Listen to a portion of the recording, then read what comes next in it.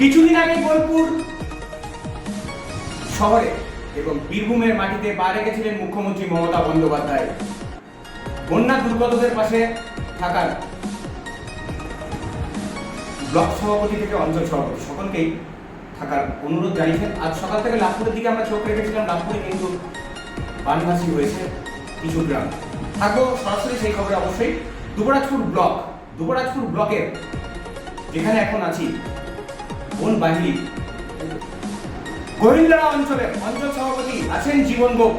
আমরা যাব সরাসরি অঞ্চল সভাপতি হওয়ার পর থেকে তিনি কি কাজ এখনো অবধি করেছেন, কারণ হাতে এখনো অনেকটা বছর আছে। আগামী দিনে কি পরিকল্পনা থাকবে, যাব সরাসরি জীবনবাবু। আপনাকে প্রথমেই স্বাগত ডেইলি নিউজে। জীবনবাবু, আপনি অঞ্চল সভাপতি হওয়ার পর থেকে কি কাজ করেছেন যেগুলো বিগত 5টা বছরে হয়নি বলে আপনি মনে করেন? আমাদের এখানে কাজ, রাস্তাঘাট কাজ, দিদি উন্নয়ন কাজ নিয়ে আমাদের চলছে। অনেক কিছু কাজ দিদি উন্নয়নে চলছে। গত 5 বছর যে আমাদের দিদি উন্নয়নের বিধান ছিল বা আমি ছিলাম না, আমাদের ভোটে দিয়েছিল, সেটাকে আমি মাইনাস করে এখন মানুষের দিদি এই সরকারের সহযোগিতা পেয়ে মানুষ এখন কিন্তু দিয়েছে। প্রায় 2 বছর 1 মাস পর অনুব্রত ঘরে, ছেলের ঘরে, কতটা আনন্দিত? খুবই আনন্দ। আমাদের বীরভূমের ছেলে, তারপরে এইখানকার বীরভূমের গোটা হাতের তালুকের মধ্যে উনি সেই কেষ্টদা প্রাতে খুবই আমরা আনন্দিত, বা আমাদের কর্মী খুবই উৎসব বা উৎসবও করেছি বা আনন্দ খুবই, মানে সে যেদিন বেরিয়ে আসে সেদিনও উৎসব আমাদের চলেছে। আমাদের সামনে মানে শিব পুজো, বক্তব্য শিব মন্দির গঞ্জ, ওইখানেও আমরা প্রার্থনা করেছিলাম না কেষ্টদা আসার পর। আমরা পুজোর দিনে মানে একদম পুষ্প দিয়ে আমি দাদাকে দিয়ে পাঠানো। আমার একটা প্রশ্ন থাকবে, আপনার দুবরাজপুরের কনভেনর যিনি আছেন, আপদে বিপদে তাকে কাছে পাওয়া যায়? হ্যাঁ, আপনাদের কাছে পাওয়া যায়, সময় খুবই পাওয়া যায়। আবার ইয়াং ছেলে তো এখন মানে বুঝতে পারছেন, সব কিছু মেন্টাল করে মানে সবসময় পাওয়া যায় না। অনেকে অঞ্চল সম্বন্ধে অনেকে চিন্তা করে, সবাই সবসময় পায় না, কিন্তু আমি সবসময় পাই। জীবনবাবু, আমার শেষ প্রশ্ন থাকবে, সামনেই বাঙালির শ্রেষ্ঠ উৎসব দুর্গা উৎসব। আপনার দলের জননেত্রী মাননীয় মুখ্যমন্ত্রী এবং আপনাদের যুব আইকন অভিষেক বন্দ্যোপাধ্যায়, কিছু বার্তা থাকবে আমাদের চ্যানেলের পক্ষ থেকে? হ্যাঁ, বার্তা থাকে। কেন এই যে শাক পুজো, কালী পুজো বা ভাইটা ইয়ে আসছে, এই পুজো উপলক্ষে যেমন আমাদের রাজনীতিকেও ধরে রাখতে হবে, তেমন এই পুজোগুলো আমাদেরকে পাই করতে হবে।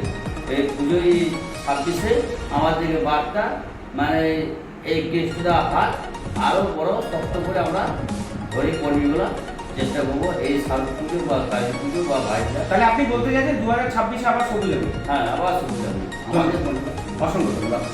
2026-এর লক্ষ্যই কিন্তু এগিয়ে আছেন সমস্ত রাজনৈতিক দল।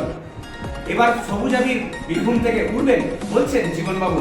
সঙ্গে তো থাকবো আমরাই, দেখাবো অবশ্যই আপনাদের। ততক্ষণে দেখতে থাকুন ডেইলি নিউজ। ক্যামেরায় মদনের সঙ্গে সুপ্রিয় পরামানিকের রিপোর্ট, ডেইলি নিউজ দুবরাজপুর। তারপর থেকে তিনি কি কাজ এখনো অবধি করেছেন, কারণ হাতে এখনো অনেকটা বছর আছে। আগামী দিনের কি পরিকল্পনা থাকবে, যাব সরাসরি জীবনবাবু। আপনাকে প্রথমেই স্বাগত ডেইলি নিউজে। জীবনবাবু, আপনি অঞ্চল সভাপতি হওয়ার পর থেকে কি কাজ করেছেন যেগুলো বিগত 5টা বছরে হয়নি বলে আপনি মনে করেন? আমাদের এখানে কাজ, রাস্তাঘাট কাজ, দিদি উন্নয়ন কাজ নিয়ে আমাদের চলছে। অনেক কিছু কাজ দিদি উন্নয়নে চলছে। গত 5 বছর যে আমাদের দিদি উন্নয়নের বিধান ছিল বা আমি ছিলাম না, আমাদের ভোটে দিয়েছিল, সেটাকে আমি মাইনাস করে এখন মানুষের দিদি এই সরকারের সহযোগিতা পেয়ে মানুষ এখন কিন্তু খুবই দিয়েছে। প্রায় 2 বছর 1 মাস পর অনুব্রত ঘরে, ছেলের ঘরে, কতটা আনন্দিত? খুবই আনন্দ।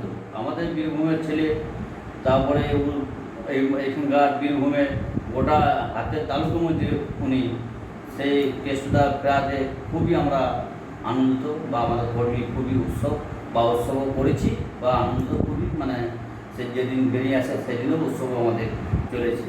আমাদের সামনে মানে শিব পুজো, বক্তব্য শিব মন্দির গঞ্জ, ওইখানেও আমরা প্রার্থনা করেছিলাম না কেষ্টদা আসার পর আমরা পুজো দিয়ে মানে একদম পুষ্প দিয়ে আমি দাদাকে দিয়ে পাঠিয়ে দিয়েছিলাম। আমার একটা প্রশ্ন থাকবে, আপনার দুবরাজপুরের কনভেনর যিনি আছেন, আপদে বিপদে তাকে কাছে পাওয়া যায়?